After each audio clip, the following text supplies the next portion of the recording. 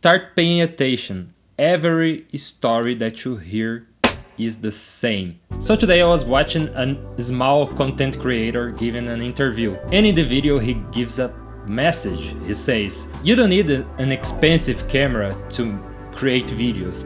You don't need an expensive education to be a filmmaker. Yeah, those are all valid points. It is the story of the underdog that went through a lot of difficult things and overcome those things to become successful. It became so boring. And I think we put ourselves in this situation. As Bob Dylan said in the song Mississippi, we're all boxed in, nowhere to escape. This is kind of the main subject of the Joseph Campbell book, The Hero with a Thousand Faces from 1949. And I think this book is kind of the reason why we live in this storytelling aquarium. And this story is not only in films, books, in lyrics, but is also in the narrative of every person. And yeah, that's very universal, but it's not the story of everybody. In my opinion, this type of storytelling became so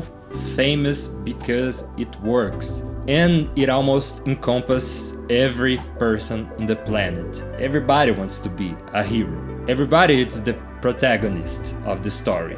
But we are living in an overflow of this kind of hero stories. When you see a film like Who's Afraid of Virginia Woolf, or when you read a book like 100 Years of Solitude by Gabriel Garcia Marquez, in stories like that you don't have the hero journey, a linear story. Oftentimes you have something that you are not expecting, because we are so used to see the character being miserable in the first act and the character going through a lot of difficulties in the second act. In the third act the character overcomes everything and wins. We are so used of seeing that when we encounter a story that is non-linear, we kind of get surprised. So yeah, this is kind of a rant because I'm kind of tired of seeing the same story again and again. Follow your dreams, you can become everything that you expect. I suffered a lot, but look who I am today, what I become.